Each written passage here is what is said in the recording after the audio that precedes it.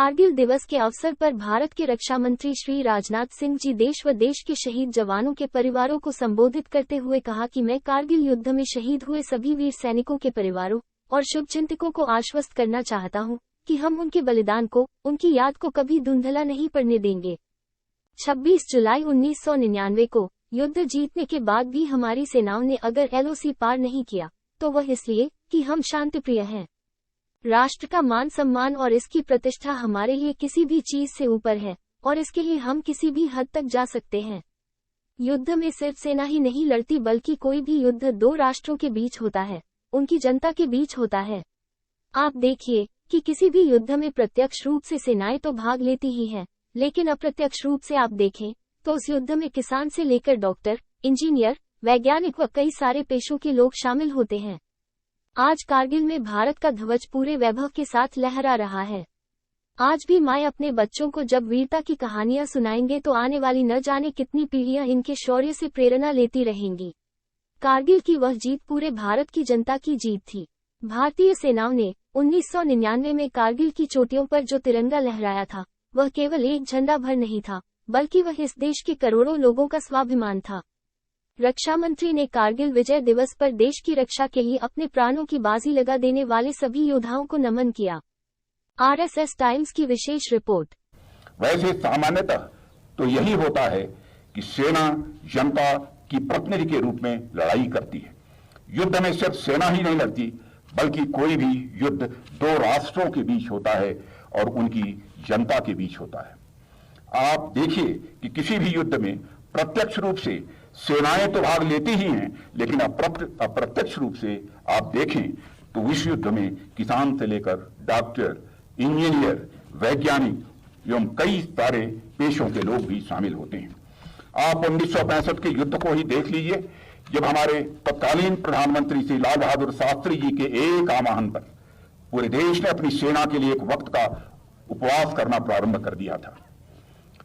इसलिए मेरा यह मानना है कि युद्ध सेनाओं के साथ साथ इनडायरेक्ट रूप से जनता भी लड़ती है, लेकिन हाल ही के दिनों में युद्ध जिस तरीके से लंबे खिंचते जा रहे हैं, आने वाले समय में जनता को सिर्फ इनडायरेक्ट रूप से ही नहीं बल्कि डायरेक्ट रूप से भी युद्ध में शामिल होने के लिए तैयार रहना चाहिए। और मेरा यह मानना है कि जनता को इस बात के लिए मानसिक रूप से तैयार रहना होगा कि वह जब भी राष्ट्र को उनकी आवश्यकता पड़े वह सेना की सहायता करने के लिए वह सदैव तत्पर रहें। इसलिए मैं देश की जनता से यह कहना चाहता हूं कि जिस प्रकार से हर सैनिक भारतीय है, उसी प्रकार से हर एक भारतीय को भी एक सैनिक की भूमिका निभाने के लिए हमेशा उसे तैयार रहना चाहिए। साथियों, हमारी सरकार ने भारत की सुरक्षा के लिए सेना को दुश्मनों के घर में घुसकर मारने की खुली छूट दी है। और मैं आप लोगों को इस मंच से यह भी विश्वास दिलाना चाहूंगा कि मोदी जी के नेतृत्व में केंद्र सरकार की राजनीतिक इच्छा शक्ति में पिछले कुछ समय में लगातार बढ़ोतरी हुई है। सरकार पूरी तन्मयता के साथ अपनी सेना के साथ खड़ी है और देश की जनता और देश की संसद अपने सैनिकों पर यह पूरा भरोसा करती है। और साथियों, आज कारगिल विजय दिवस पर मैं एक बात हमारे देशवासियों से जरूर कहना चाहूंगा, और वह यह कि राष्ट्र का मान सम्मान और इसकी प्रतिष्ठा हमारे लिए किसी भी चीज से ऊपर है और इसके लिए हम किसी भी हद तक जा सकते हैं। और मैं याद दिलाना चाहता हूं कि हम उन बजरंगबली के उपासक हैं जो सूर्य को भी चुटकियों में निगलने की क्षमता रखते हैं, पर साथ ही हम बजरंगबली की भांति मर्यादित और धर्म से अनुशासित भी हैं। 26 जुलाई 1999 को युद्ध जीतने के बाद भी हमारी सेनाओं ने अगर LOC पार नहीं किया तो वह इसलिए कि हम शांतिप्रिय हैं। भारतीय मूल्यों के प्रति हमारा पूरा विश्वास है और अंतर्राष्ट्रीय कानूनों के प्रति हमारी प्रतिबद्धता है। उस समय अगर हमने LOC पार नहीं किया तो इसका मतलब यह नहीं था कि हम LOC नहीं पार कर सकते थे।